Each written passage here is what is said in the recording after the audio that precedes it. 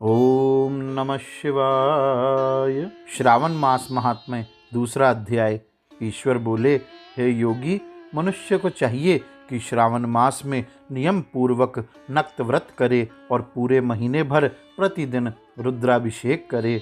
अपनी प्रत्येक प्रिय वस्तु का इस मास में त्याग कर देना चाहिए। पुष्पों, फलों, धान्यों, तुलसी की मंजरी तथा तुलसी दलों और बिल्व पत्रों से शिव जी की लक्ष्य पूजा करनी चाहिए।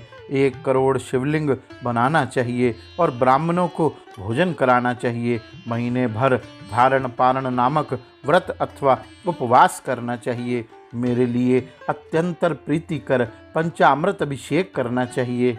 इस मास में जो शुभ कर्म किया जाता है वह अनंत फल देने वाला होता है।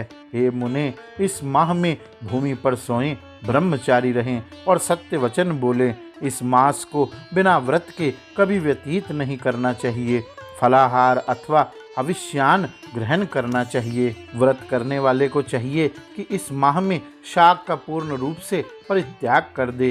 हे मुनिश्रेष्ठ, भक्ति युक्त होकर मनुष्य को किसी न किसी व्रत को अवश्य करना चाहिए। एकाग्र किए गए मन से प्रतिदिन मेरी पूजा करनी चाहिए। इस मास में किया गया पुरुष चरण निश्चित रूप से मंत्रों की सिद्धि करने वाला होता है।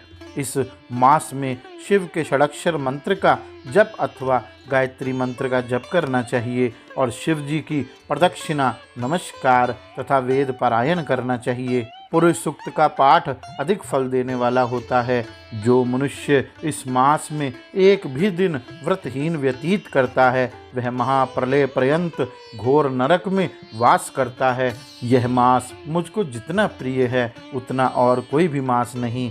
यह सकाम व्यक्ति को अभीष्ट फल देने वाला तथा निष्काम व्यक्ति को मोक्ष प्रदान करने वाला है। इस मास में मनुष्यों को भक्ति संपन्न होकर सूर्यदेव की पूजा करनी चाहिए। हे सतम, 4 मासों में जो वस्तुएं वर्जित हैं उन्हें सुनिए। श्रावण मास में शाक तथा भाद्रपद में दही का त्याग कर देना चाहिए। इसी प्रकार आश्विन में दूध और कार्तिक में दाल का परित्याग कर देना चाहिए। यदि इन मासों में इन वस्तुओं का त्याग नहीं कर सके तो केवल श्रावण मास में ही उक्त वस्तुओं का त्याग करने से मानव उसी फल को प्राप्त कर लेता है। हे मानद, यह बात मैंने आपसे संक्षेप में कही है। हे मुनिश्रेष्ठ, इस मास के व्रतों और धर्मों के विस्तार को सैकड़ों वर्षों में भी कोई नहीं कह सकता। मेरी अथवा विष्णु की प्रसन्नता के लिए संपूर्ण रूप से व्रत करना चाहिए।